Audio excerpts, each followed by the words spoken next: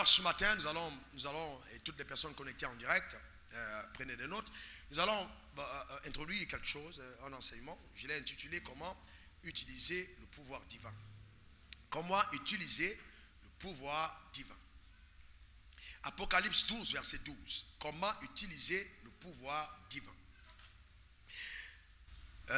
Il est écrit, c'est pourquoi réjouissez-vous cieux, et vous qui habitez dans les cieux. Malheur à la terre et à la mer, car le diable est descendu vers vous, animé d'une grande colère, sachant qu'il a peu de temps. Eh bien, après cette révélation qu'a eu Jean à l'île de Patmos, il était clairement établi que la fin des temps est proche et davantage plus proche aujourd'hui. Nous vivons les derniers jours sur terre. Il est donc important de ne jamais l'oublier. Cette terre prendra fin. Et le règne de Satan est bientôt à son terme. Et Dieu a dit, malheur à la terre et à la mer, car Satan est descendu vers vous furieux, sachant qu'il a perdu le terrain, il a été désarmé. Il est descendu furieux, sachant qu'il lui reste peu de temps d'action. C'est pourquoi vous allez voir aujourd'hui dans le monde la prolifération des œuvres démoniaques, sataniques. Tout ce que vous voyez dans ce monde, les hommes qui défient les institutions divines, qui décident donc de se marier entre eux, de sexe du même sexe. Les gens qui se lèvent et qui donnent volontairement leur vie au diable pour jouir de certaines dividendes maudites. Il y a tellement de dépravation dans notre société et la prolifération des œuvres diaboliques qu'il est important de se souvenir de ce que Jésus a dit, malheur à la terre. Ça veut dire aussi en d'autres termes que vous ne pouvez pas être épanoui sur cette terre si vous n'avez pas la protection de Dieu. Impossible. Impossible. Et donc, revenons donc au décommencement. Parce que beaucoup de personnes pensent que quand on parle de la puissance ennemie, nous sommes en train de vanter les mérites de Satan. C'est faux. Je vais vous dire, j'ai une lumière dans mon esprit. Je l'ai dit mercredi. J'ai été véritablement visité par Dieu. Et j'ai recommencé à étudier la Bible.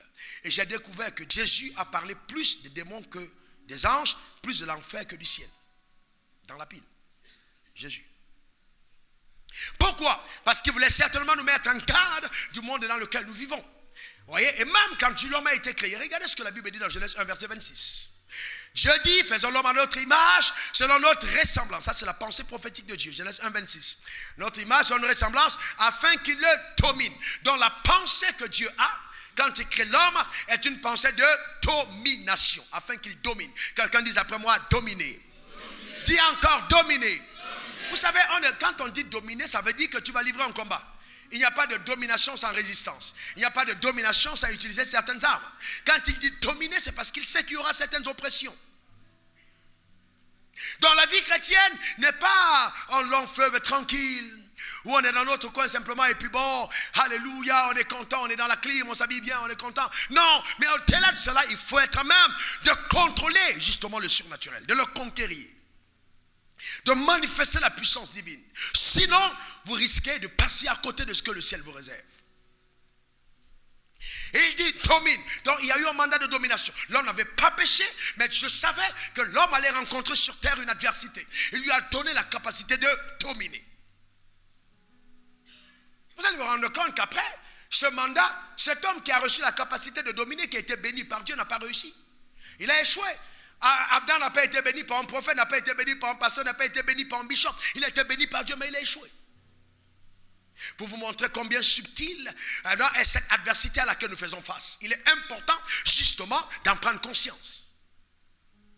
Et après donc, vous allez vous rendre compte que même quand Jésus revient, l'apôtre Paul va d'abord avec Jésus. Il parle clairement. Regardez Ephésiens 6, verset 12. Il dit, nous n'avons pas à lutter. Ephésiens 6, 12. Nous n'avons pas à lutter. La Bible dit qu'on n'avons pas à... Il n'a pas dit, nous n'avons pas à regarder. Il dit, on n'a pas à faire quoi? À lutter. Non, prononcez ce mot. On n'a pas à faire quoi? À lutter. Je n'ai pas dit que tu es devenu cacheur. Ce n'est pas de ça que je parle. Ou boxeur. Mais on dit, tu n'as pas à lutter. Mais il y a une lutte quand même que tu as livrée. Il y a une lutte. Et ça, c'est le combat de la foi. On n'a pas à lutter contre la chair et le sang, mais contre les dominations, contre les autorités, contre les princes de ce monde des ténèbres, contre les esprits méchants dans les lieux célestes. lors de mon direct, j'en parlerai un peu. Vous voyez, c'est important de comprendre. Là, nous parlons de l'organisation du monde satanique. Comment est-ce que ce monde est organisé? Ce sont ces puissances qui contrôlent justement le monde dans lequel nous vivons. D'accord? Donc, on n'a pas à lutter. Il est important. L'apôtre Paul est clair. Et nous devons faire attention de ne pas nous tromper de cible. Aujourd'hui, on a des croyants qui disent oui, c'est ma mère qui est sorcière, c'est mon oncle qui m'a bloqué. Je vais vous dire une chose claire. Si le sorcier de ton village t'empêche d'avoir accès à ta bénédiction, tu ne pries pas le même Dieu que moi. Parce qu'il y a des gens qui sont tapis dans le couloir de la religion, ils sont enrobés dans des mouvements religieux et ils pensent qu'ils ont une alliance. Non, si la démonstration de la puissance de Dieu n'est pas visible au travers de tes membres, de ta vie, il y a un problème. Qu'importe la doctrine de ton pasteur, de ton prophète, de ton bishop, de ton apôtre, moi je vais te dire, il n'y a qu'une seule vérité, c'est la parole de Dieu.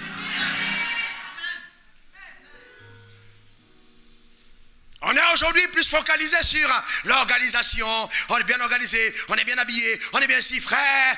Tout ça c'est du pipeau, tant que derrière c'est pas soutenu par la puissance. Les gens ne peuvent pas venir à l'église et puis aller chercher la solution à l'hôpital. Où on va là? De quoi il s'agit? On parle de Dieu, le créateur de l'univers. Donc, ne te trompe pas de cible. Les gens de ton village n'ont pas assez de puissance pour empêcher la manifestation de la gloire de Dieu dans ta vie. Au nom suprême de Jésus. Regardez ce que la Bible dit dans 1 Corinthiens 4, verset 20. C'est qui est écrit, c'est la parole de Dieu. Qui croit que la parole de Dieu est de Dieu? Qui croit qu'elle est vérité? Le royaume des cieux ne consiste pas en parole. Qu'est-ce qu'on a dit? Il ne consiste pas en quoi? En parole. Mais en quoi? En puissance. Donc les pasteurs ne sont pas là pour parler le grec et l'hébreu. Ils sont là pour relâcher la puissance de Dieu. Même si je parle un peu du grec et l'hébreu. C'est pas ça qu'on est appelé à faire à l'église. C'est d'abord la démonstration de la puissance de Dieu. Tangible et véritable. C'est ce à quoi nous sommes appelés. Le royaume des cieux ne consiste pas en parole. Dans un discours qui est stérile, un discours qui n'est pas productif, un discours qui n'a pas d'évidence, un discours qui ne se démontre pas, n'est pas le royaume. C'est pourquoi la gloire de Jésus pour la première fois a été manifestée quand il fit un miracle. Au nez de Cana, la Bible dit, il fit ce miracle et ce miracle manifesta sa gloire. Donc les gens ont besoin de voir la main de Dieu au travers de ta vie pour croire. Je disais à un pasteur un jour, attention, c'est pas parce qu'on est organisé et qu'on a, il y a les témoins de Jéhovah, il y a beaucoup d'autres choses qui font, il y a des Mormons, ils sont bien organisés, ils ont des empires et tout ça et tout, mais ça ne veut pas dire que Dieu est derrière. Attention frère, ça ne veut pas dire que Dieu est derrière. La présence de Dieu, l'évidence de sa présence, c'est l'action de ses œuvres. Et il dit, si vous ne croyez pas en moi, croyez au moins peu des œuvres que vous voyez. C'est ça l'évidence, la présence de Dieu. D'accord? C'est ça l'évidence. D'accord? C'est très important de le comprendre. Vous voyez, donc c'est très très important. Et donc aujourd'hui, les gens ont diabolisé, vous voyez, la puissance. Et de la même manière, on a diabolisé la richesse. Car la richesse, vous voyez, le diable est tellement subtil que, vous voyez, quand on parle de richesse, oh, c'est le diable. Pourquoi? Non, mais d'où vient l'argent? Bon, c'est parce que le diable a voulu, il sait que c'est le nerf de la guerre. Donc il a diabolisé. Il sait aussi que la puissance est indispensable et il a diabolisé. Donc dès qu'on voit la puissance, oh non, vraiment, j'ai même vu un pasteur, un ami, qu'on a chassé d'un site parce qu'il donnait des paroles de connaissance.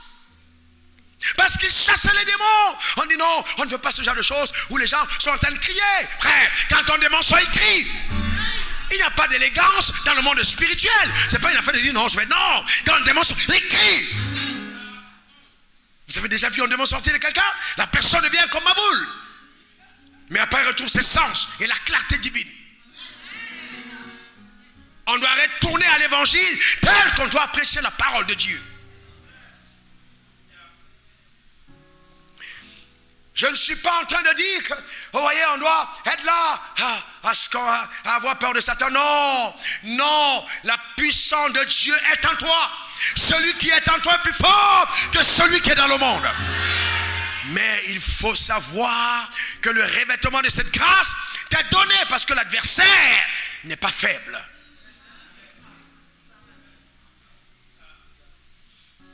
J'avais entendu en évangile, on disait non, Satan a déjà été dépouillé, Satan a déjà été vaincu, et puis donc, on n'a plus rien à faire. J'ai dit, attends, quand je commençais à lire la Bible et étudier, j'ai dit, il y a un piège derrière, il y a un sérieux piège derrière. On aura le temps d'y revenir. Dieu a enlevé le droit légal d'action à Satan, mais il n'a pas enlevé sa force. D'accord? Et maintenant, vous devez comprendre que Satan n'est pas un légaliste, il est illégal. Donc on l'appelle le voleur. Le voleur n'entre pas chez toi parce qu'il a une permission. Il entre chez toi par effraction. Et vous devez comprendre maintenant, en termes de pouvoir, ce que Dieu nous a donné. On verra ça dans la parole tout de suite. C'est qu'il nous a donné. Pourquoi est-ce que le diable est voleur et nous sommes ce que nous sommes? Parce que quand on ne l'a pas compris, on mélange tout. Première chose, je veux que tu saches que tu as l'autorité. Dis, j'ai l'autorité. Ah non, ta manière de le dire, mais dis-le encore. Tu vas le dire, maintenant on va l'entendre dans ton village. Dis-le encore. L'enfer t'a entendu parler. Toute personne née de nouveau est le dépositaire légal du pouvoir divin. C'est-à-dire que le pouvoir divin réside en elle légalement. Légalement. Donc légalement tu as ce pouvoir. Jean 1 verset 12. Mais à ceux qui l'ont reçu. Jean 1 12. À tous ceux qui l'ont reçu. Est-ce que je peux voir la main de ceux dans cette salle ou ailleurs qui l'ont reçu? Toi qui me regardes en direct, est-ce que tu l'as reçu? Lève ta main. Alléluia. On dit à tous ceux. Baisse ta main. Est-ce qu'on a dit au prophète? Est-ce qu'on a dit au pasteur? Est-ce qu'on a dit au bishop? Est-ce qu'on a dit à l'archevêque? Non. On a dit à tous ceux qui l'ont reçu, à ceux qui croient en son nom. Elle a donné le pouvoir de devenir enfant de Dieu. Le pouvoir, quelqu'un dit j'ai le pouvoir. Est-ce que vous savez que sans le pouvoir divin, vous n'êtes pas enfant de Dieu? Aller à l'église ne fait pas de vous un enfant de Dieu. À donner votre dîme ne fait pas de vous un enfant de Dieu. Apporter des semences aux personnes ne fait pas de vous un enfant de Dieu. Non, un enfant de Dieu, vous le devenez par la foi en Jésus. Par la foi en Jésus. Vous pouvez être acclamé par le pasteur et méconnu par le ciel. C'est ça le drame. Il faut connaître que c'est la nouvelle naissance qui te connecte au pouvoir d'en haut. Et ce pouvoir vient du mot grec Isousia. Isousia qui veut dire la capacité de choisir, agir selon la vérité. C'est les droits, les privilèges. C'est le mot Isousia. Mais là vous l'avez habituellement. Maintenant je vous donne deux autres définitions. D'accord? Je n'ai pas souvent partagé, mais c'est très fort. La deuxième définition ici veut dire que Dieu t'établit comme magistrat, avec la capacité de prendre des décisions sur la terre qui seront exécutées par le ciel. C'est ce que ça veut dire Isousia. Dieu est établi comme magistrat. Un magistrat est un juge aussi, avec la capacité de décider. Quand il prend une décision, le ciel l'exécute. Vous vous rappelez les fois du Seigneur, ce que vous lirez sur la terre sera lié dans le ciel. Donc le ciel attend qu'on prenne la décision sur la terre. Souvent le ciel est inactif parce que la terre n'a pas agi. Donc Dieu attend. Il attend. Regardez Ésaïe 54 verset 17. Ésaïe 54 17. Toute arme forgée contre toi sera sans effet. Encore, on y va ensemble. Toute arme forgée contre toi sera sans effet. Toute langue qui se lèvera en justice contre toi, tu feras quoi? Tu feras quoi? Donc ça c'est une action juridique.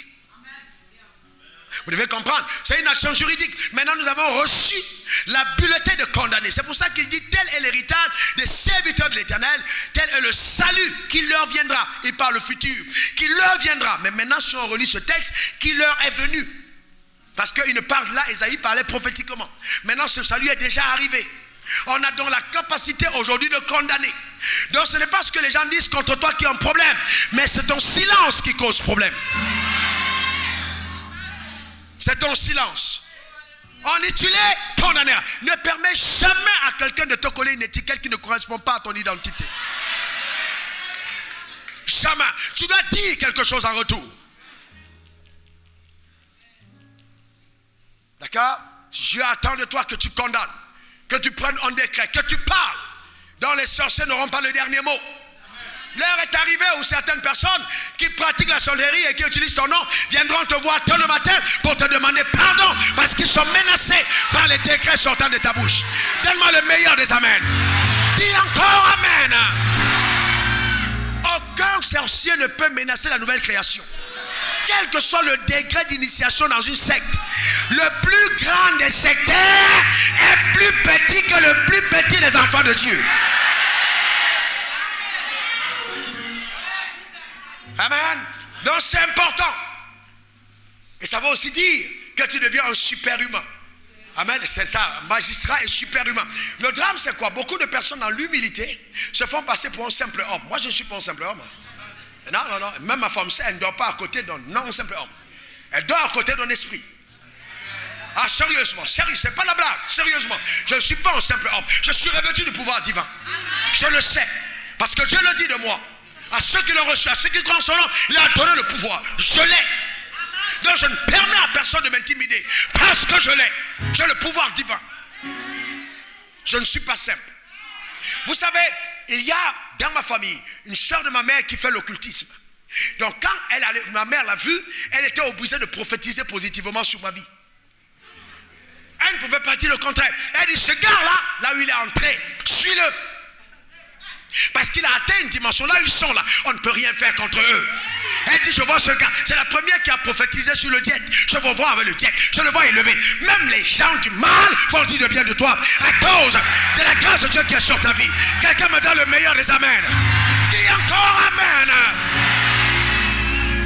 Faut jamais te limiter par ton environnement. On n'a jamais vu ça. C'est pour ça que tu es né. Je ne suis pas né pour répéter l'histoire, mais je suis né pour l'accomplir. Tel est ton dessein, tel est ton partage, au nom suprême de Jésus. Dis encore amen. Vous savez, quand vous prenez un livre, donne-moi ton livre s'il te plaît. Quand vous prenez un livre et que vous avez lu par exemple une page, ok, le livre peut être beau, alors mais ne vous arrêtez pas là. Il y a des pages qui continuent. Vous voyez ce que je dis? On a parlé d'Abraham, on a parlé d'Isaac, on a parlé de Jacob, de Jean-Baptiste, mais ils étaient au début du livre, moi je suis vers la fin. Ne t'arrête pas à eux, il y a des choses encore que Dieu est en train d'écrire. Est-ce que quelqu'un comprend de quoi je parle? Mais je suis sérieux, il y a des choses que Dieu est encore en train d'écrire. Tu fais partie des personnes qui seront mentionnées dans le livre de sa vie. Donne-moi le meilleur des amens. Et vous savez, on a parlé de Salomon. Et quand on a parlé de Salomon, on a dit, de son vivant, il n'y aura aucun homme qui sera autant riche que lui. Mais heureusement que Salomon est mort. On a dit de son vivant, ouais Salomon, il est mort. La porte est ouverte. Il n'y a plus que Salomon dans cette salle. Ton amen m'embête. Je déclare, il n'y a plus que Salomon dans cette salle. Au nom suprême de Jésus. Donne-moi le meilleur des amens. Vous voyez, quand je dis ça, les gens ils pensent que c'est de l'abus. Je sais, les gens qui me regardent en direct, les religieux ils se grincent les dents, mais je dis la vérité. Jésus a dit, le plus petit dans le royaume des cieux est plus grand que Jean-Baptiste. Mais de tous les prophètes et des femmes, il n'y a personne comme Jean-Baptiste. Donc ici, dans cette salle, il y a plus grand que Salomon, il y a plus grand que Moïse, il y a plus grand que Élie, il y a plus grand que Élisée. Il est où? Il est ici. Moi, c'est de moi qu'il s'agit. Hey man, donne-moi le meilleur de tes amens. Ne permettez jamais à personne de vous juger selon votre chair. Vous pouvez avoir une faible apparence, mais vous avez une grande destinée. L'apparence peut être faible, mais la destinée est grande. J'étais tout jeune. Je me suis engagé avec le Seigneur à 22 ans et demi. Et donc j'ai eu des responsabilités très tôt. 25 ans, je crois, 24 ans et demi, 25 ans. J'étais directeur adjoint d'une école biblique et avant en charge de l'administration. J'étais très très jeune. Et donc, il m'a été confié cette année d'aller dédouaner les conteneurs du ministère.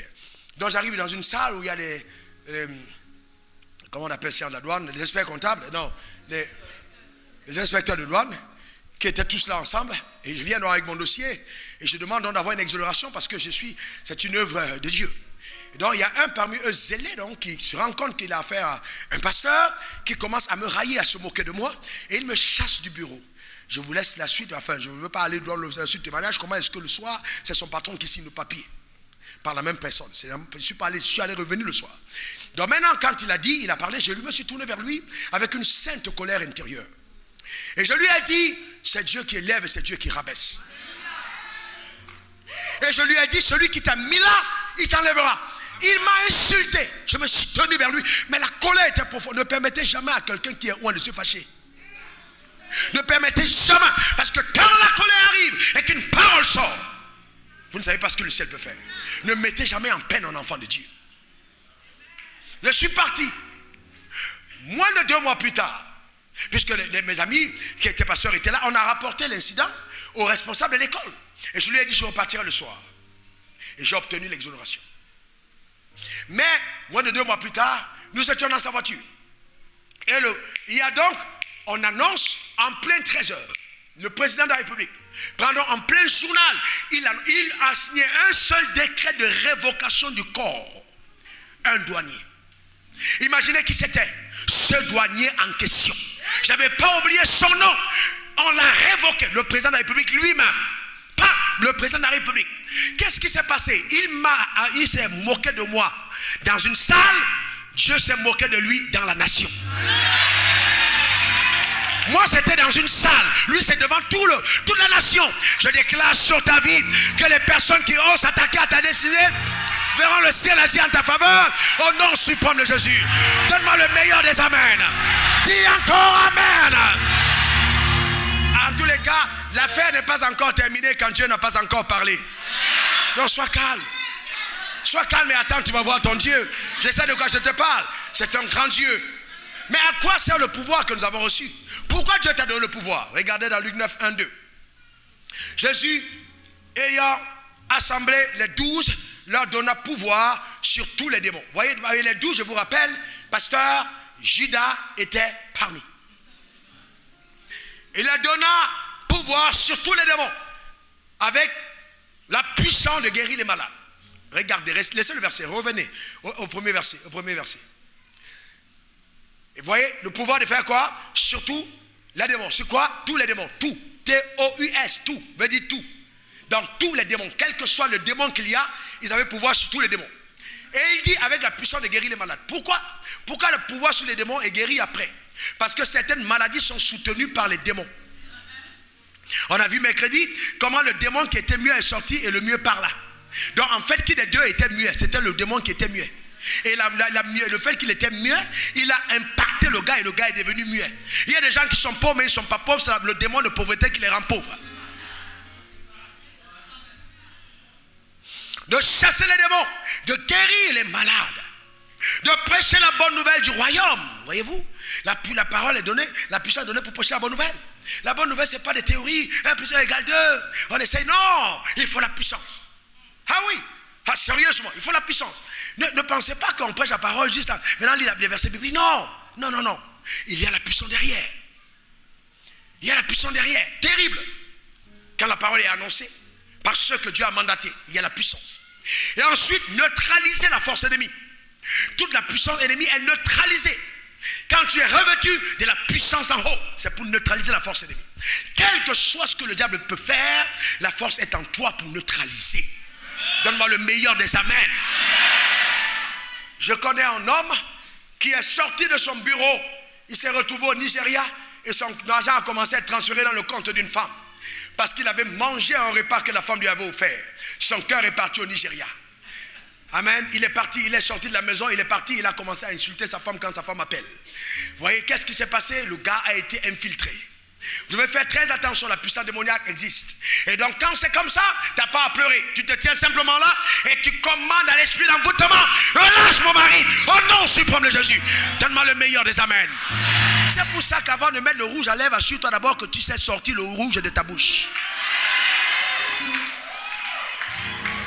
Il faut que de ta bouche, le sang de l'agneau soit à même de couvrir tes enfants, ta maison, ton mari, les histoires qui sont à toi. Est-ce que quelqu'un comprend de quoi je parle?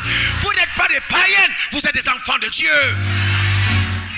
Avant de porter les mèches du Brésil, assure-toi d'être revêtu de la puissance en haut. Est-ce que quelqu'un comprend de quoi je parle? Je ne suis pas en train de dire de ne pas les porter, mais faites attention de les porter si vous n'avez pas sanctifié. Parce que la femme dont tu mets les cheveux sur la tête peut être une ancienne Wallawas prostituée et tout. Et si tu ne fais pas attention, à cause de ça, ta vie peut commencer à aller dans un autre sens. Quand tu regardes les messes, tu dois prier là-dessus. Est-ce que quelqu'un comprend de quoi je parle? La Bible dit soyez sobres et veillez, car le diable rôde autour de vous. Et heureusement qu'il cherche. Heureusement qu'il cherche. Si c'était facile, il ne chercherait pas. Il cherche parce qu'il ne peut pas toucher tout le monde. Ah, quelqu'un n'a pas compris de quoi je parle. Heureusement qu'il cherche. On dit cherchant qui il dévorera. Pasteur, assois, s'il pouvait toucher tout le monde, il ne chercherait pas. Il y a des gens, quand le diable passe, il sait qu'on ne touche pas. Est-ce que quelqu'un comprend de quoi je parle? Parce qu'il cherche. Je prophétise sur ta vie. Le diable est aveuglé, il ne te voit même pas. Couvert par le sang de l'agneau, au nom suprême de Jésus. Donne-moi le meilleur des amens. Alléluia. Regardez ce qui est écrit dans Luc 10. Calmez-vous, asseyez-vous. Asseyez-vous, asseyez-vous. Luc 10, verset 17 à 19. Luc 10, 17 à 19. Les 70 revinrent avec joie. Oh là là. Parce que là, on va dire non, c'est les 12, 70. Ils revinrent avec joie. Pourquoi ils étaient contents? Seigneur, les démons même nous sont soumis. Ouh, les démons même nous sont soumis. Dieu récupère un petit garçon. Il lui donne la puissance capable de neutraliser la force de l'enfer. Si tu n'as pas de raison de rendre grâce à Dieu, rends grâce à Dieu pour ça. Alléluia. Oh, alléluia. C'est tellement intéressant. D'accord? Et il dit, il dit, verset 18, Jésus lui a dit, je voyais Satan tomber du ciel comme un éclair. Voici, je vous ai donné le pouvoir de marcher sur les serpents, sur les scorpions et sur toute la puissance de l'ennemi, et rien ne pourra vous nuire. Je déclare que ceci est ta portion au nom suprême de Jésus. Rien ne pourra te nuire. Regardez encore, avant son départ, il insiste. Marc 16, 17. Voici les miracles qui accompagneront ceux qui auront. Les miracles qui feront quoi? Accompagneront. Si moi je marche et que je te demande, accompagnez-moi s'il vous plaît. Venez avec moi, vous trois, vos quatre là, venez. Accompagnez-moi. Et ce qui accompagne est devant ou derrière? C'est derrière, pourquoi? Parce que moi, que si je m'arrête, il s'arrête. Il m'accompagne. Donc en fait, si tu as cru, il doit avoir des évidences qui t'escortent pour démontrer que tu as vraiment cru. Les miracles qui accompagnent ceux qui auront cru. C'est pour ça qu'avant que les miracles ne s'accomplissent, il doit d'abord être un miracle.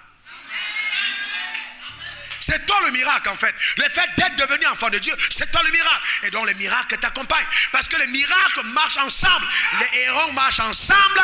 Les lions marchent ensemble. Les poules marchent ensemble. Et les miracles marchent ensemble. Mais comme je suis un miracle, les miracles aiment ma compagnie. Voici les miracles qui accompagneront ceux qui auront cru. Je déclare sur ta vie que ceci est ta portion au nom suprême de Jésus.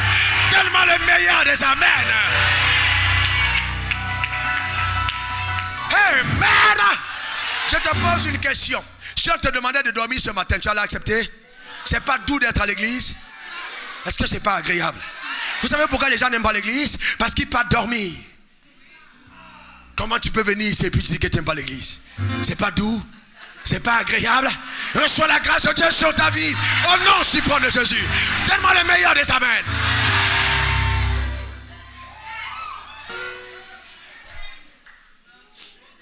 Acte 1, verset 8, regardez ce qu'il dit encore.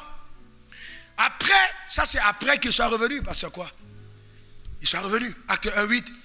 Mais vous recevrez une puissance.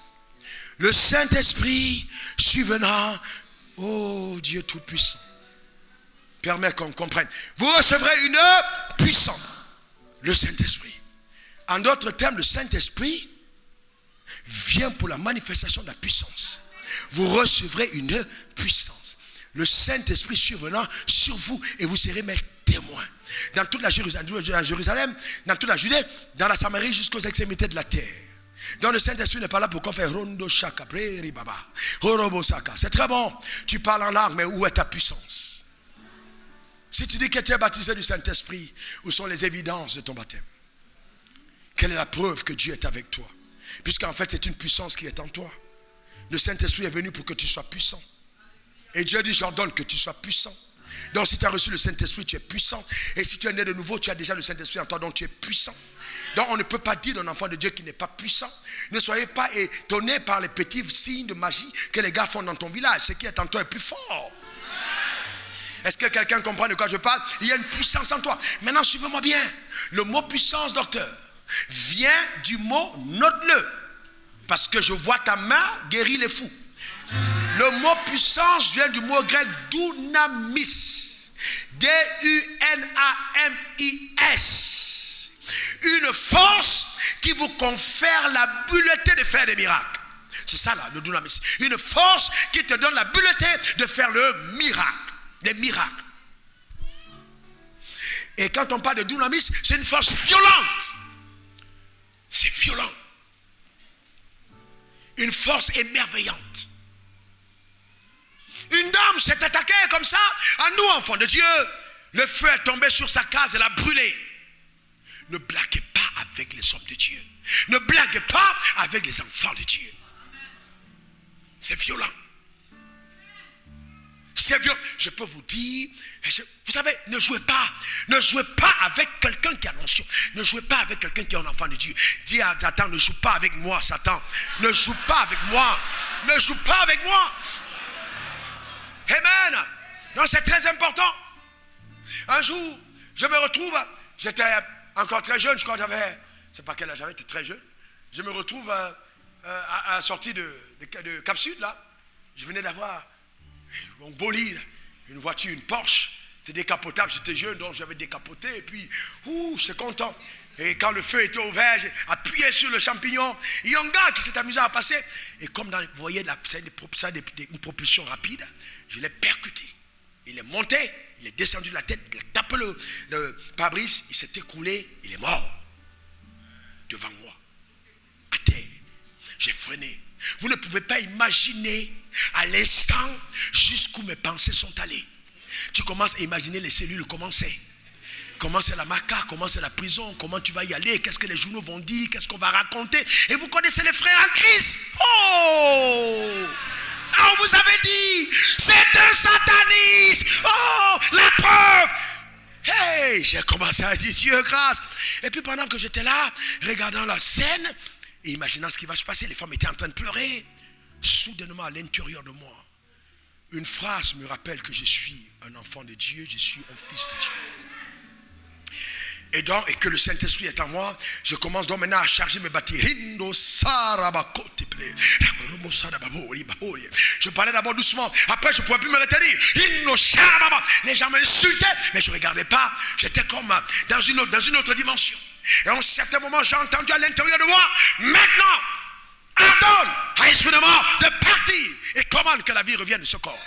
Alors je me suis levé, pas beaucoup de phrases. J'ai dit, esprit de mort, sors de ce corps. En face de Cap Sud. En face de Cap Sud. Mais, monsieur, madame, les voitures s'étaient arrêtées. On attendait les sapeurs-pompiers. Ce corps n'allait pas entrer. C'est les sapeurs-pompiers. Ils devaient se relever. J'ai dit, jeune homme, je t'ordonne, reviens à la vie, au nom suprême de Jésus. Et j'ai dit, Seigneur, je te rends grâce. Je ne suis pas venu en Côte d'Ivoire pour tuer, je suis venu pour amener à la vie. Après, le gars fait... À côté, les femmes qui étaient en train de m'insulter ont commencé à dire non, tiens, le gars il est fort. Non, ça c'est un vrai pasteur. Non, c'est ça. Ouais, non, ça il est puissant. Tiens, les commentaires ont changé. Les commentaires ont changé. Pourquoi? Parce que j'ai eu l'audace d'utiliser la puissance. Si je n'avais pas écouté le Saint-Esprit, peut-être qu'il n'y aurait pas eu cette église. Mais il fallait que face à la situation, je puisse utiliser la puissance qui est en moi. Laisse-moi te dire ceci, ma soeur. Chaque fois que tu fais face à un problème dans ta vie, c'est parce que Dieu est en train de vouloir utiliser ce problème pour te donner d'avoir accès à la dimension de la connaissance de sa grâce et de témoignage au nom suprême de Jésus. C'est pour ça, frère, n'ayez pas peur. N'ayez pas peur. La puissance est disponible. Donne-moi le meilleur des amen. Dis encore amen. Certains d'entre vous n'allez pas dormir cette nuit jusqu'à demain. Vos os vont brûler à l'intérieur à cause du feu de Dieu dedans. La grâce de Dieu qui est sur ta vie. Est-ce que quelqu'un comprend de quoi je parle? Elle est là en toi. Il s'est relevé. J'ai tenu sa main. Il était ensanglanté, je l'étais aussi. Parce que le sang giclait sur moi. Mais j'étais content de voir un jeune homme revenir à la vie. Je suis rentré chez moi en pleurant de joie. J'ai dit, Seigneur, merci. Vous savez, il y a des choses qui vous arrivent dans la vie. Vous ne pouvez plus jamais être le même. Vous vous rendez compte que vous avez lu la Bible, mais vous avez vu Dieu. Ça devient différent. Vous avez vu Dieu dans votre vie. Ça devient extrêmement... Ça devient... Vous savez, c'est des moments de telle intimité, de telle profondeur qu'il n'y a rien sur la terre qui peut vous ébranler. Vous voyez Dieu, vous dites non, c'est incroyable, c'est incroyable, c'est merveilleux, c'est sublime, c'est bénissant, frère, c'est incroyable. Et c'est pourquoi je ne sais pas qu'est-ce que quelqu'un peut faire dans la vie qui va me causer des problèmes. Je suis tellement heureux de l'avoir connu. Vous ne pouvez pas imaginer, je vous dis frère, je disais encore à ma femme, je rends grâce à Dieu. Vous savez, je rends grâce à Dieu à larmes. Il est si bon, il est si grand, si merveilleux. Il est toujours avec nous, sa parole marche. Quand nous avons l'audace de la mettre en pratique, elle fonctionne totalement. Il ne nous délaissera pas, il ne nous abandonnera pas. Rien ne pourra arriver qui pourra déstabiliser notre existence. Nous servons le véritable.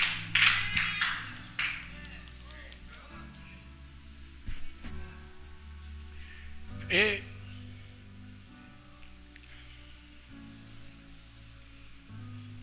tu sais, quand je te rencontre, toi, je te rencontre, et que je te vois, ma joie, c'est que demain,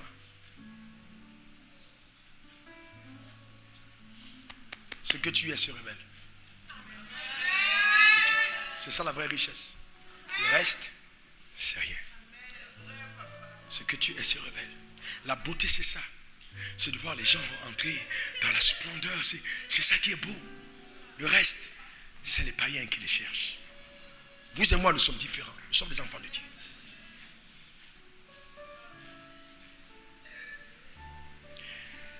Et donc, vous voyez, Dieu est bon. Dieu est tellement bon. Et cependant donc, une personne intelligente poserait la question. Vous voyez, pourquoi donc certains d'entre nous ne voyons pas la puissance de Dieu? Alors maintenant ça vient, on doit regarder la problématique, comment l'utiliser, comment on l'utilise. On est d'accord? Vous avez la puissance? Levez la main. Vous avez la puissance? Très bien, je voudrais vous montrer 4 étapes simples pour vous donner de dégager la puissance de Dieu. Simplement, mais efficace. La première chose que vous devez faire, vous devez prendre conscience. Je dis bien conscience de la présence du Saint-Esprit en vous. Vous voyez, dans le Saint-Esprit, c'est le pouvoir divin. Vous devez prendre conscience de ce pouvoir. Vous devez prendre conscience. 1 Jean 4, verset 4, celui qui est en moi est plus fort que celui qui est dans le monde. Vous devez prendre conscience.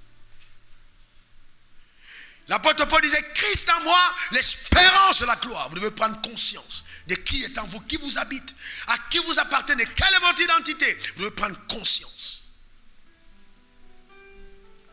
Prendre conscience. C'est très important de prendre conscience de cette dimension à laquelle vous êtes. Éphésiens 3, verset 20 dit, à celui qui peut faire par la puissance qui agit en nous. Voyez-vous, tout est question de l'intérieur. La puissance qui agit en nous. La puissance est intérieure. Elle est en toi. Dis, la puissance est en moi. Ah non, dis-le bien encore, la puissance est en moi. Dis-le encore, la puissance est en moi. Une dame a un rêve. Une dame comme toi, elle a un rêve. Et dans ce rêve, Satan apparaît. Et Satan la poursuit. Et la dame, elle fuit. Et elle appelle Jésus, au secours. Et puis, effectivement, Jésus apparaît entre les deux. Elle dit, oui, Jésus, le voilà. Donc, pendant qu'elle dit le voilà, le diable avance. Et la femme recule, et Jésus aussi recule. Et la dame dit, dans les enseignements qu'on a à l'église, c'est pas vrai, même Jésus a peur du diable. Et elle recule. Mais maintenant, elle trébuche, elle tombe. Et Jésus aussi tombe. Mais quand Jésus tombe, il tombe sur elle. Et il la pénètre. Elle regarde, Jésus dit, non, je suis dedans. Elle fait ça, elle voit Jésus. Jésus lui dit, allons-y maintenant. Allons-y maintenant. La dame regarde, elle dit, oui, dis, allons-y. Maintenant, la dame commence à avancer. Et quand elle commence à avancer, elle se rend compte maintenant que c'est Satan qui recule. Donc maintenant, elle court et Satan fuit. Alors, Jésus enseigne à cette dame que ce n'est plus à moi d'intervenir, c'est à vous. Et le drame, c'est que beaucoup de croyants appellent Jésus. Oh Jésus, sauve-moi. Il dit non, c'est en toi, je suis dedans. Tu n'as pas besoin de m'appeler, tu es mon ambassadeur. Si tu parles, si tu relâches le dunamis, nous allons intervenir. Juge le cas, le ciel prendra cause et effet pour toi. Voilà le vrai problème. D'accord? D'accord, c'est très important. Dis, la puissance est en moi. Non, dis-le encore, la puissance est en moi. Donc la deuxième étape, c'est avoir la foi. La foi. Matthieu 17, 19 à 20. La foi. Quelqu'un dit la foi. Dis encore la foi. Il est écrit, alors les disciples s'approchèrent de Jésus et lui dit, en particulier, pourquoi n'avons-nous pas pu chasser ce démon? Il dit, c'est à cause de votre incrédulité. leur dit Jésus, je vous le dis, si en vérité, si vous avez la foi comme un grain de sénévé, vous diriez à cette montagne, transporte-toi de là, stop. Qui a déjà vu une montagne? Vous savez, il y a des moments, des versets, quand je les lis, je m'incline. Souvent, je pleure. J'ai dit, Seigneur, pourquoi nous n'y arrivons pas? Souvent, je pleure. J'ai dit, honnêtement, on dit à cette montagne, transporte-toi, ça sortit la bouche de Jésus et jette-toi dans la mer. Elle va exécuter. Alors, je dis, une femme m'a écrit cette semaine. Elle me dit, pasteur, je suis face à une situation urgente. Je sais que tu as l'onction pour faire prospérer les choses. Là, j'ai besoin d'une grande foi. Il faut que tu dises un mot. Et je dis, madame, vous n'avez pas besoin d'une grande foi, vous avez besoin de la plus petite des foi. Parce que le drame, c'est que le diable nous fait croire qu'on a besoin d'une grande foi pour transporter une montagne. On a juste besoin de la foi. Même si elle est petite. On a juste besoin de faire confiance en Dieu. Et il fera le reste. Ce n'est pas une grande foi. On a besoin d'une foi. Même si elle est petite. Elle peut faire de grandes œuvres. D'accord? Donc ne te dis pas, oh non, dans tous les cas, je n'ai pas encore la foi du pasteur. Non, tu as la foi. Dis, j'ai la foi. Mais comment je sais que tu as la foi? Ce n'est pas la foi que tu as été sauvé. Éphésiens 2:8. Si tu n'avais pas eu la foi, tu ne serais jamais sauvé. Si tu es devenu enfant de Dieu, c'est parce que tu as la foi en Jésus. Donc tu as déjà utilisé la foi, continue d'utiliser. Elle est là. Vous êtes sauvé par la grâce, par le moyen de la foi, c'est ce que la Bible dit. D'accord? Par le moyen de la foi. Donc c'est la foi qui t'a sauvé. Elle est là en toi. Dis, j'ai la foi. Dis-le encore, j'ai la foi. Donc il te faut justement avoir cette foi. Garde-la. Troisième étape, aussi simple. Utilise le pouvoir. Utilise ce pouvoir. Utilise-le. Vous savez, quelle que soit l'arme que tu as, elle n'était utile que quand tu l'utilises. Si tu n'as pas utilisé, on ne connaîtra jamais son efficacité. Utilise-la.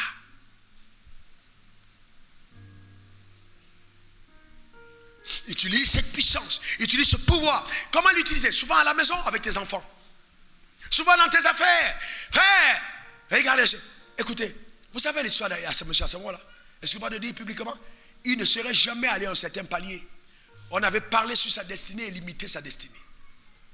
Quand il est arrivé et que j'ai regardé, je lui ai dit, tu ne vas pas opérer à ce palier.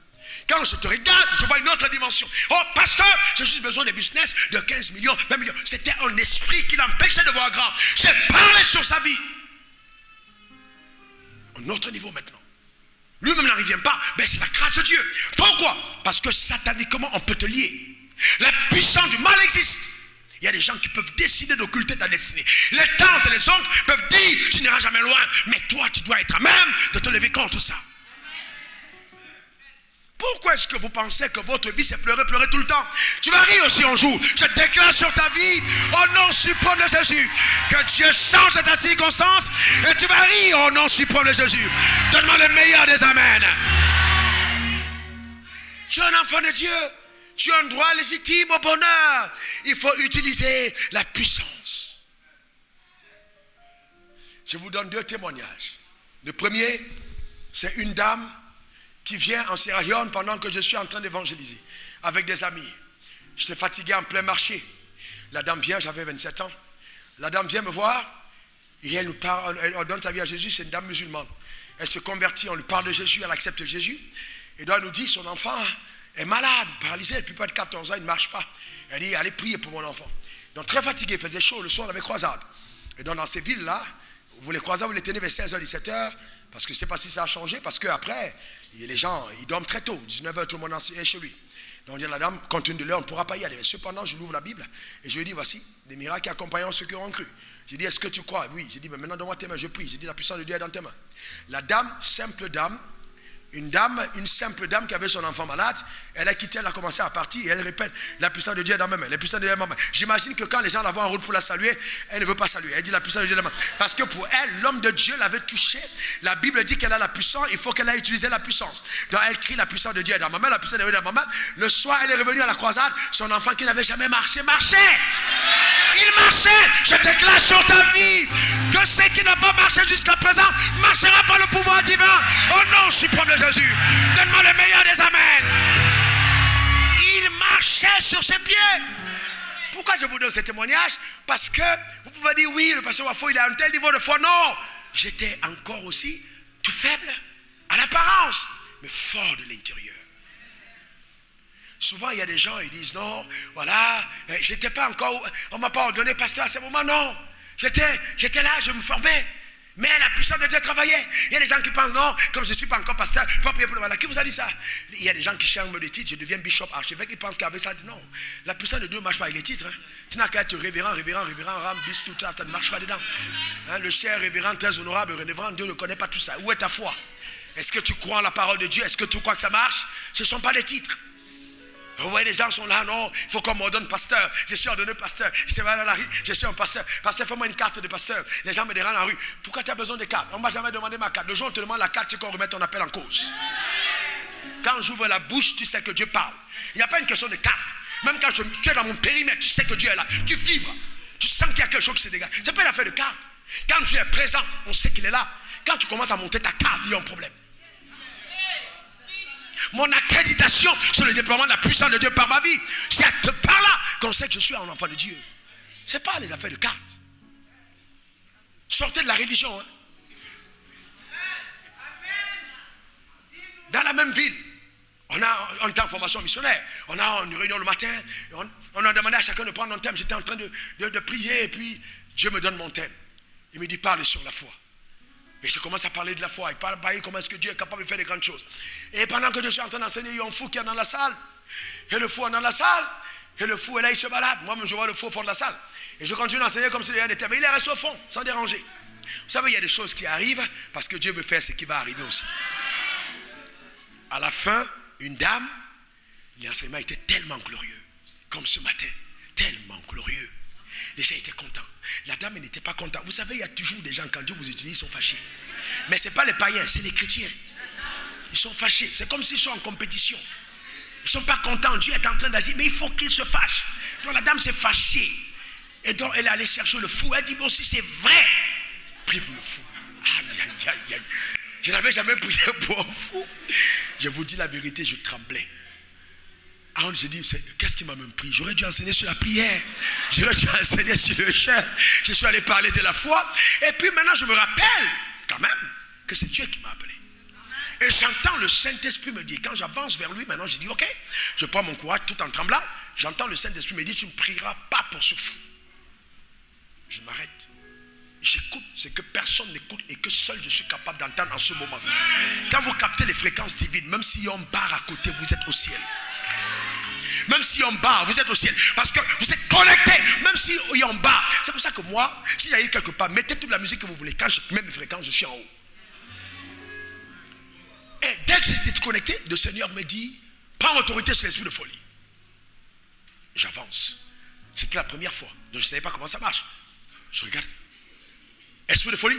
Attends. Oh non, c'est une force. Oh non, suprême de Jésus. On ne prend pas autorité. Non. Les gens ne passent à fond, on ne comprend pas pourquoi souvent il est obligé. C'est des décrets.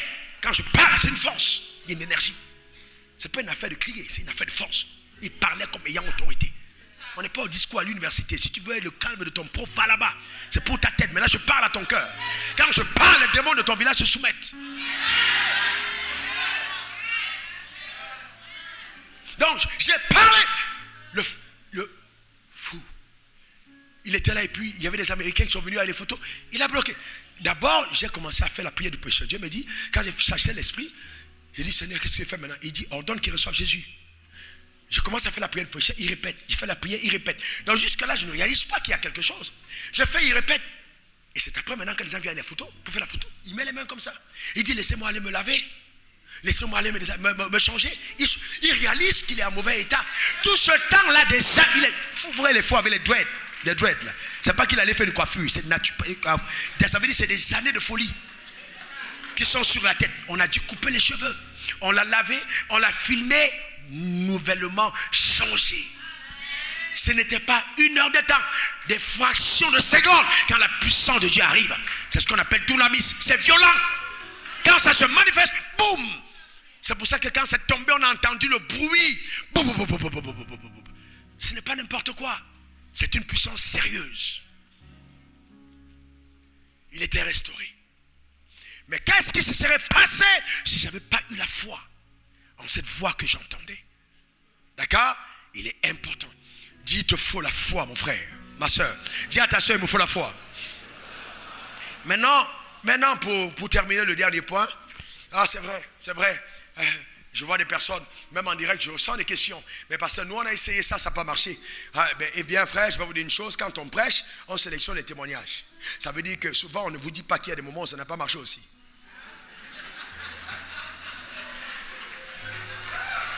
C'est la vérité. Il y a des moments où ça n'a pas marché.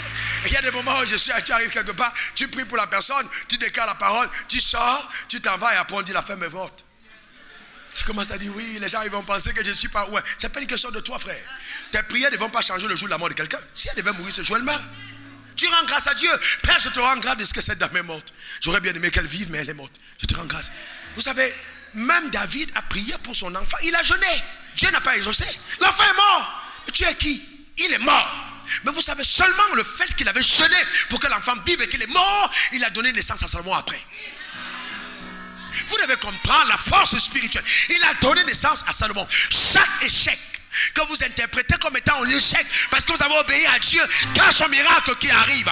Je parle sur ta vie et je déclare que s'il est mort, Salomon naîtra au nom suprême de Jésus.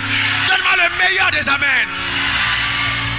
Parce que Dieu ne te laisse jamais dans la tristesse. Il te console. Reçois la consolation divine au nom suprême de Jésus.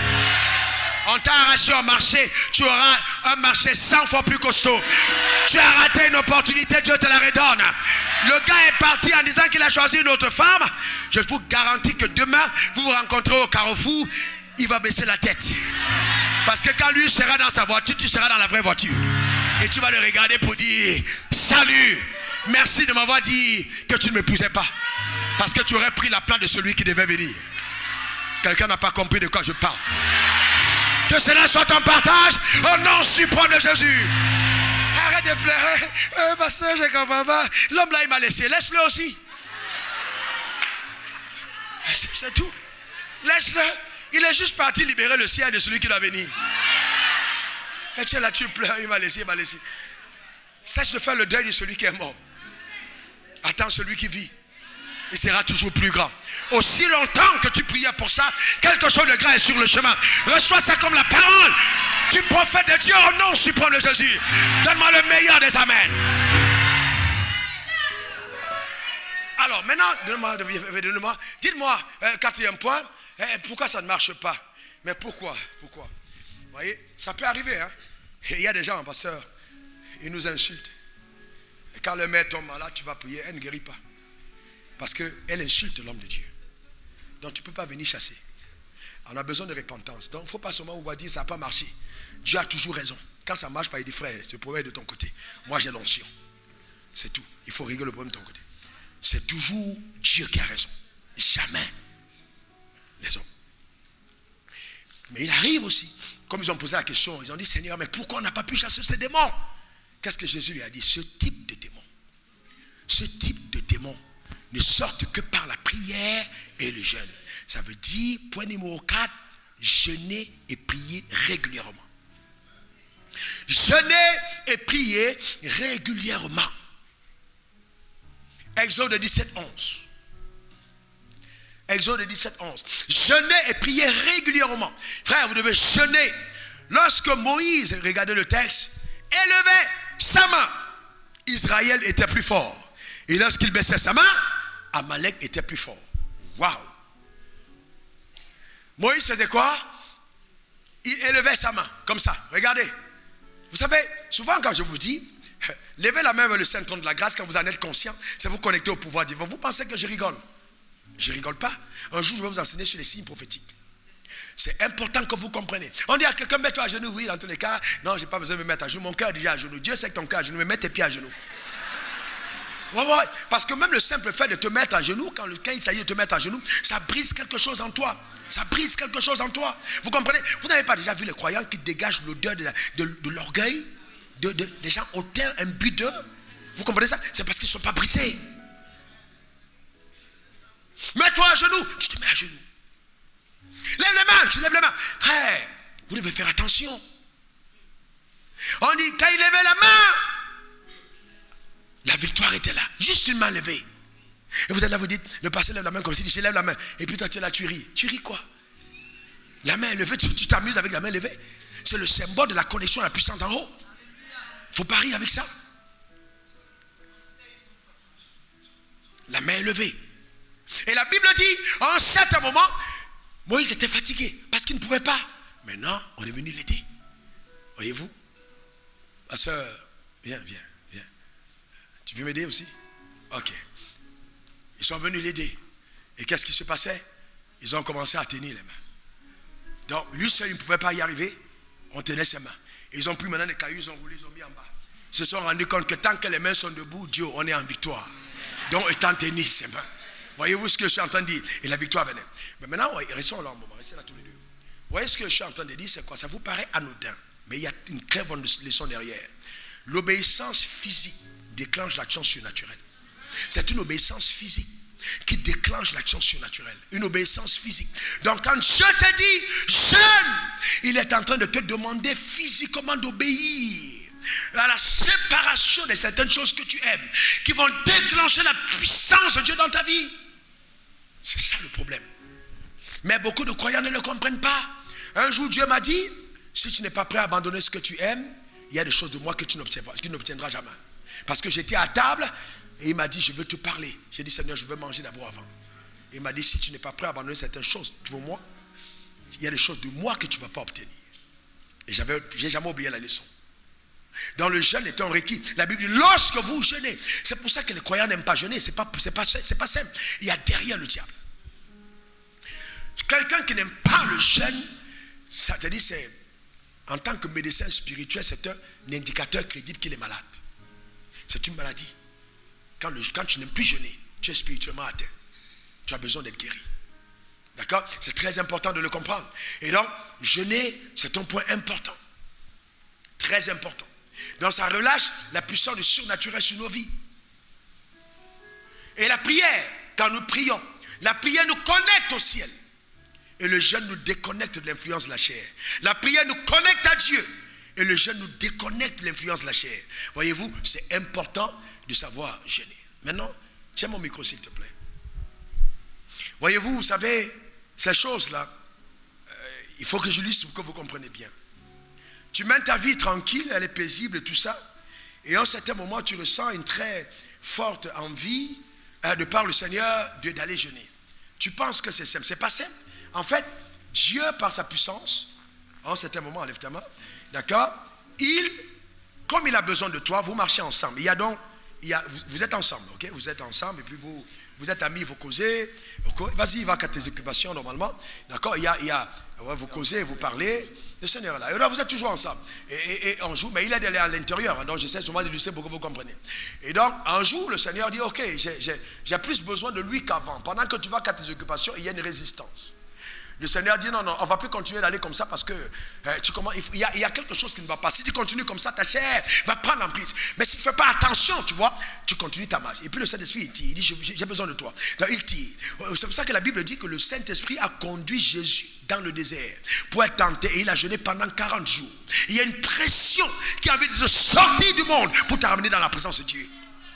Tu désires, tu le sens à l'intérieur. Vous voyez? Et c'est à cette époque-là, tu dis, je vais jeûner demain. Et puis tu sens l'odeur qui sort de la cuisine. Tu dis, c'est après-demain.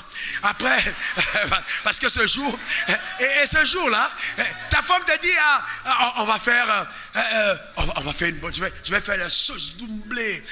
Comme tu aimes, avec du crabe et tout dedans. Tu dis, bon, je jeûne à des jeûnes demain. Frère, je vais vous dire une chose. Même à moi qui suis votre pasteur, ce genre d'événement arrive.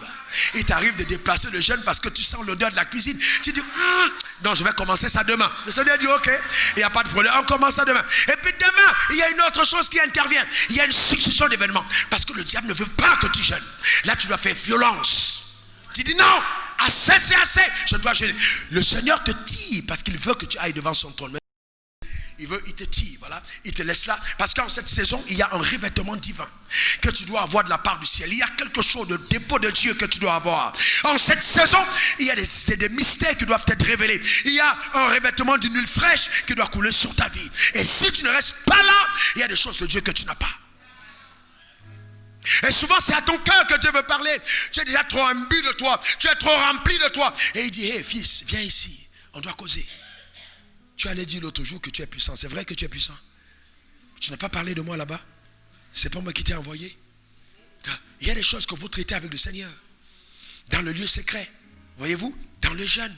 Et puis quand tu sors de là et que tu t'en vas, maintenant à cause de ta soumission à Dieu, ton autorité grandit. Ton autorité. Quand je dis j'étais jeune et puis j'avais 24 ans, 25 ans, et puis je prie, les gens sont guéris. Ne pensez pas que je lisais seulement la Bible. Quand je disais bonjour, parce qu'à soi en mois, c'est 3 jours de jeûne à sec. Janvier arrive, 3 jours de jeûne sec. Un jour, un frère m'a vu, il m'a dit, mais mon frère, tu vas mourir, tu vois comment tu es maigre. Je lui ai dit, je suis en train d'investir sur mon futur. Vous ne pouvez pas être là et tous les jours vous mangez. C'est pas possible. C'est pas possible. Vous devez à un certain moment considérer que vous êtes d'abord spirituel. Vous êtes spirituel d'abord, c'est important.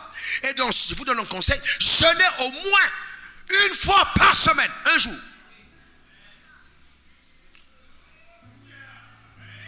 C'est ça. Même les démons reconnaissent et disent la vérité. C'est pas la blague. Un jour, je suis arrivé dans une église.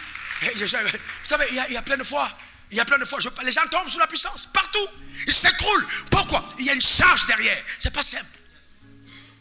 Mais ça, vous l'obtenez quand vous avez un temps de communion avec Dieu. Ayez-le. Le jeûne n'est pas masculin. Femme, jeûnez. Ne vous contentez pas d'être belle. Soyez d'abord remplis de l'esprit dans l'intérieur. Que d'être comme des tombeaux blanchis. Il y a des beaux cimetières. C'est pas pourtant qu'on les habite. Soyez belle de l'intérieur. Jeûnez, priez, lisez la parole de Dieu. Frère, jeûnez, soyez remplis de Dieu. Dégagez l'odeur de sa présence. Aucun poissonnier ne sent la viande. Pourquoi? Il passe le temps avec le poisson. Et aucun boucher ne sent le poisson. Pourquoi? Un boucher ne sent le poisson. Parce qu'il est toujours avec la viande. Il est toujours avec la viande. Il sent quoi? La viande. La viande. Si un homme de Dieu doit sentir Dieu, il doit passer le temps avec qui? Il doit passer le temps avec qui? Avec Dieu. Vous ne sentez pas Dieu? Non, vous devez passer le temps avec Dieu, frère. Vous comprenez ce que j'ai dit? Vous passez le temps avec Dieu. Je lève ma main vers le ciel. Je lève ma main vers le ciel. Sur ta vie, je déclare au nom suprême de Jésus que tout ce qui est rattaché à ton existence, qu'à partir de ce message, tu passes à un autre palier de la manifestation de son règne au nom suprême de Jésus. Je parle sur ta vie, je déclare que si encore Dieu t'a appelé, tu opères dans cette dimension au nom suprême de Jésus. Le pouvoir qui est en toi se révèle au nom suprême de Jésus. Qu'il en soit ainsi au nom suprême de Jésus. La grâce de Dieu te recouvre au nom suprême de Jésus. Donne-moi le meilleur des amens. Dis encore amen. Frère, écoutez-moi bien. Homme d'affaires, vous avez besoin de puissance. Homme politique, vous avez besoin de puissance. Parce que les gens prennent vos noms, ils les mettent dans le monde mystique. Pour vous empêcher d'aller loin, vous avez besoin de puissance. Sans puissance, vous ne pouvez pas accomplir le mandat qui est rattaché à votre existence. Il faut le savoir, frère. Même en entreprise, les collègues, ils sont en train de faire des fétiches pour empêcher la promotion. Si ce n'était pas la puissance, aucune église ne peut prospérer à cet endroit. Quand on est venu, ces gens disent oui, mais comment vous allez là-bas? Il dit, attendez, vous allez voir. Il y a ce qu'on appelle hôtel contre hôtel. Vous avez besoin de puissance. Les gens vont dans les loges, toi tu ne pars pas dans une loge. Jésus est ton appui, Jésus est ton soutien. L'élévation ne viendra ni de l'Orient, ni de l'Occident, mais de l'Éternel des armées. Je parle contre tes adversaires. Je déclare qu'ils tombent sous la puissance de Dieu. Au nom suprême de Jésus. Dieu punira le diable et ses agents. Reste attaché à Dieu au nom suprême de Jésus. Que la grâce de Dieu soit sur ta vie. Que tes enfants soient protégés, tes affaires soient protégées, ta maison soit protégée, tes projets soient protégés, ta vie soit protégée au nom suprême de Jésus. Et que là où tu te trouves, tu passes en notre palier des exercices de la grâce. Qu'il en soit ainsi au nom suprême de Jésus. Donne-moi 3 bons amen.